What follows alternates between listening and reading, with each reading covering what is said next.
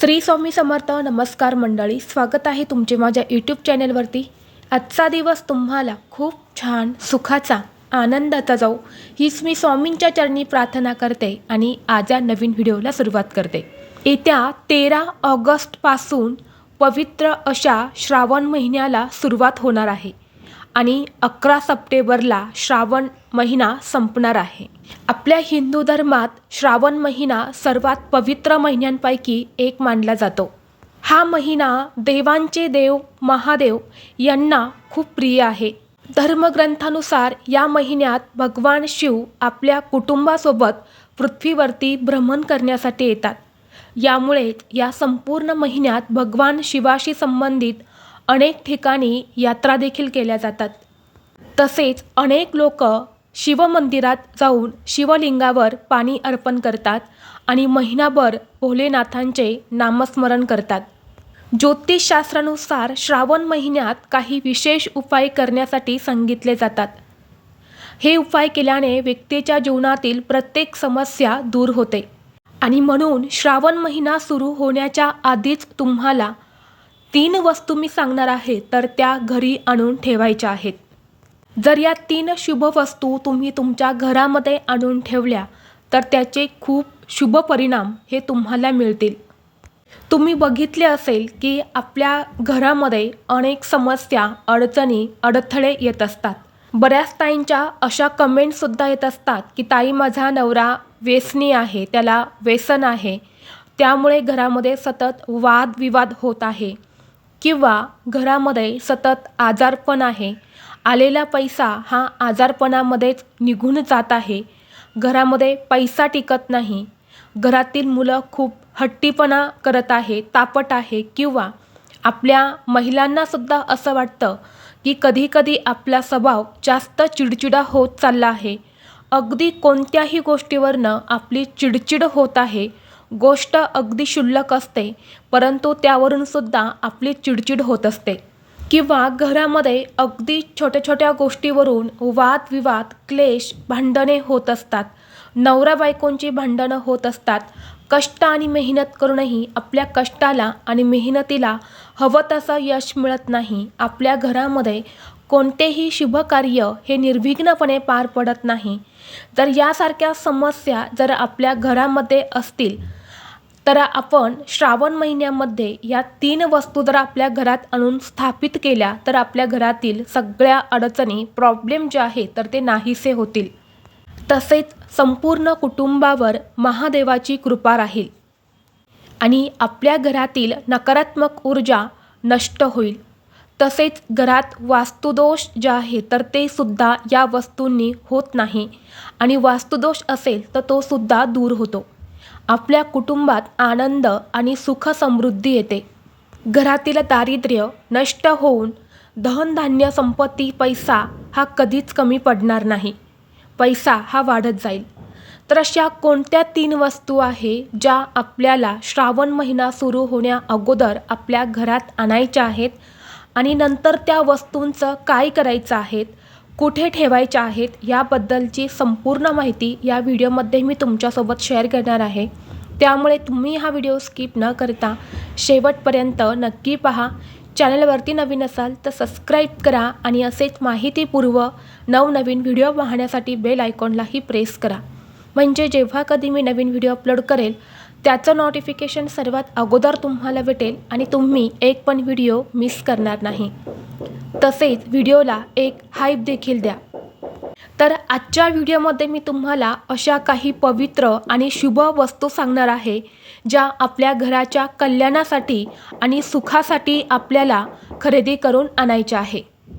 आता या वस्तू तुमच्या घराच्या आसपास जिथे कुठे स्वामींचं केंद्र असेल तिथे या वस्तू मिळत असतील तर तिथून तुम्ही घेऊ शकता किंवा जिथे कुठे पूजा साहित्य मिळते, देवांच्या मूर्त्या मिळतात तर तिथे जाऊन सुद्धा तुम्ही या वस्तू ज्या आहेत तर त्या घेऊन येऊ शकतात.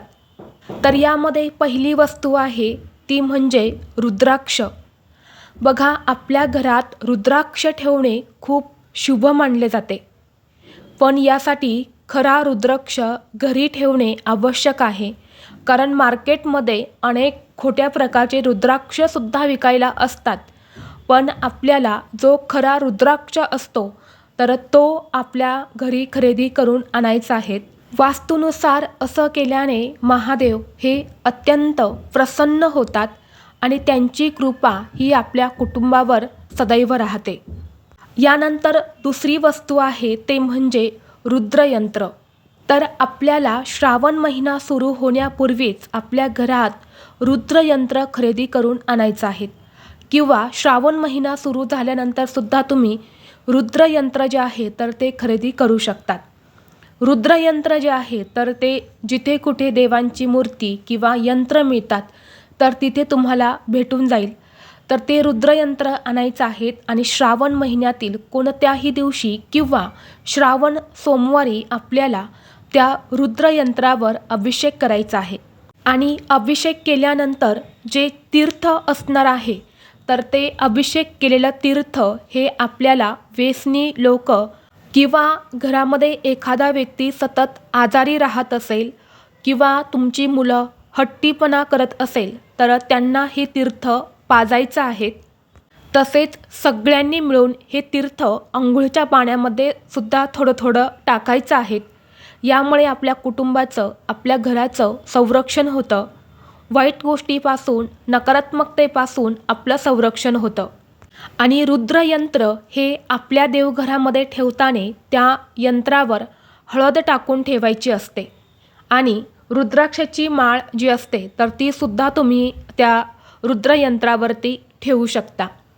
तर अशा पद्धतीने तुमच्या घरामध्ये अजूनही रुद्रयंत्र नसेल तर ते खरेदी करून आणा आणि अशा पद्धतीने आपल्याला श्रावण महिन्यामध्ये त्याचा वापर जो आहे तर तो करायचा आहे. यानंतर पुढची वस्तू आहे ते म्हणजे शिवलिंग. बघा, पवित्र श्रावण महिन्याच्या आगमनापूर्वीच तुम्ही तुमच्या घरी पाऱ्याचे शिवलिंग बसवू शकतात. असे मानले जाते की हे शिवलिंग आपल्या घरात आणल्याने वास्तुदोष दूर होतो आणि घरात कधीही संपत्ती किंवा धनधान्याची कमतरता ही भासत नाही. आणि म्हणून तुमच्या देवघरामध्ये अजूनही शिवलिंग नसेल तर शिवलिंगाची खरेदी तुम्हाला आवर्जून करायची आहेत. आणि श्रावण महिन्यामध्ये तुम्ही सोमवारी त्या शिवलिंगावरती अभिषेक करून शिवामूठ जी आहे तर ती सुद्धा वाहायची आहे. आता इथे शिवलिंग खरेदी करताना एक चूक तुम्हाला अजिबात करायची नाही.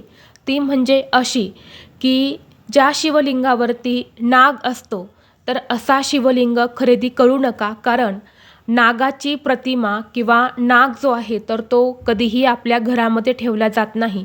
म्हणून जी फक्त शिवलिंग असतं तर तेच तुम्हाला खरेदी करून आणायचं आहे. कारण ज्याप्रमाणे आपल्या घरामध्ये अन्नपूर्णा मातेची मूर्ती असते किंवा गणपती बाप्पांची मूर्ती आपल्या कुलदेवीचा टाक असतो, अगदी त्याचप्रमाणे आपल्या देवघरामध्ये शिवलिंग असणं हे सुद्धा खूप महत्त्वाचं आहे. कारण आपण कधीच महादेवाचा फोटो जो आहे तर तो पूजत नाही. शिवलिंग स्वरूपातच आपण महादेवाची पूजा ही करत असतो. यामुळे तुम्ही पाऱ्याचे म्हणजेच पारद शिवलिंग खरेदी केलं तरीही चालेल. ते नसेल तर पंचधातूचं किंवा इतर कोणत्याही धातूचं शिवलिंग तुम्ही खरेदी करू शकता. आणि जर तुमच्या घरामध्ये अगोदरच शिवलिंग असेल तर तुम्हाला पुन्हा दुसरे खरेदी करण्याची गरज नाही. यानंतर पुढची वस्तू आहे ते म्हणजे डमरू. बघा, श्रावण महिन्यात घरात डमरू ठेवणे खूप शुभ मानले जाते. हा डमरू आपल्याला खरेदी करून आणायचा आहे आणि संपूर्ण श्रावण महिन्यामध्ये आपल्याला सकाळी संध्याकाळी आपल्या घरामध्ये डमरू जो आहे तर तो वाजवायचा आहे. त्याचा पवित्र आवाज आपल्या घरातील नकारात्मक ऊर्जा दूर करतो आणि सकारात्मक ऊर्जा पसरवतो. आपल्या घरामध्ये जी काही वाईट शक्ती आहे, जी काही अदृश्य शक्ती आहे तर ती या डमरूच्या आवाजाने घरातून निघून जाते आणि आपल्या घरात सुख शांतता ही नांदू लागते. म्हणून तुमच्या घरात डमरू नसेल तर अगदी छोटासा डमरू तुम्ही खरेदी केला तरीही चालेल, किंवा असेल तर खरेदी करण्याची गरज नाही. फक्त श्रावण महिन्यामध्ये तो डमरू आपल्या घरामध्ये आवर्जून वाजवायचा आहे. यानंतर पुढची वस्तू आहे ते म्हणजे गंगाजल. अगदी 10 रुपयांना गंगाजलची बॉटल मिळते. परंतु वास्तुशास्त्रानुसार गंगाजल हे सर्वात पवित्र मानले जाते. गंगाजल हे आपल्या घरात ठेवल्याने घरातील गरिबी दूर होते. श्रावण महिन्यात शिवलिंगावर पवित्र गंगाजलाने अभिषेक केल्याने महादेव प्रसन्न होतात. तसेच हेच गंगाजल आपल्या घरात शिंपडल्याने आपली वास्तू ही सुद्धा श्रावण महिन्या इतकीच पवित्र होते. आणि म्हणून गंगाजलची एक बॉटल आपल्याला आवर्जून या श्रावण महिन्यामध्ये आपल्या घरात खरेदी करून आणायची आहेत आणि तिचा योग्य वापर जो आहे तर तो सुद्धा करायचा आहे. यानंतर पुढची वस्तू आहे ते म्हणजे भस्म. असे मानले जाते की भस्म हा भगवान शिवाला खूप प्रिय आहे. त्यांचा हा खूप जास्त आवडता अलंकार आहे. त्यामुळे थोडी भस्मपूजा केल्याने घरात सुख समृद्धी प्रदान होते आणि आपल्या कुटुंबातील आपल्या घरातील वातावरण हे प्रसन्न आणि शुद्ध राहतं. म्हणून तुम्हाला थोडासा भस्मसुद्धा खरेदी करून आणायचा आहे. जिथे कुठे पूजा साहित्य मिळते तिथे हा भस्म मिळतो. श्रावण महिन्यामध्ये प्रत्येक दिवशी आपल्या कपाळावरती भस्म लावा आणि शिवलिंगाला सुद्धा भस्म जो आहे तर तो तुम्हाला लावायचा आहे. फक्त भस्म घरात आणून ठेवायचा नाही तर त्याचा योग्य वापरसुद्धा आपल्याला करायचा आहे. त्याचबरोबर श्रावण महिना सुरू होण्यापूर्वी तुम्ही घरी तांब्याचे भांडेसुद्धा खरेदी करून आणू शकता. कारण तांब्याच्या लोट्यातून शिवलिंगावर जल अर्पण करणे खूप शुभ मानले जाते. असं केल्याने घरात सुख आणि समृद्धी येते. आणि म्हणून तुमच्या घरात अजूनही तांब्याचा लोटा नसेल, तांब्याचं भांडं नसेल तर ते नक्की खरेदी करा आणि असेल तर ते खरेदी करण्याची गरज नाही. तर ह्या काही अशा पवित्र वस्तू आहे ज्या श्रावण महिन्यामध्ये खरेदी करणे अत्यंत शुभ मानले जाते.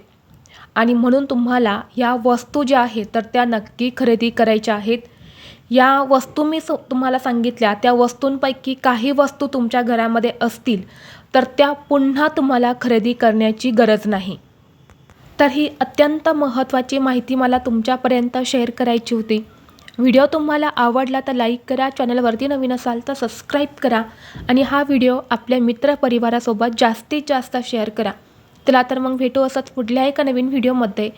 तोपर्यंत सर्वांना श्री स्वामी समर्थ.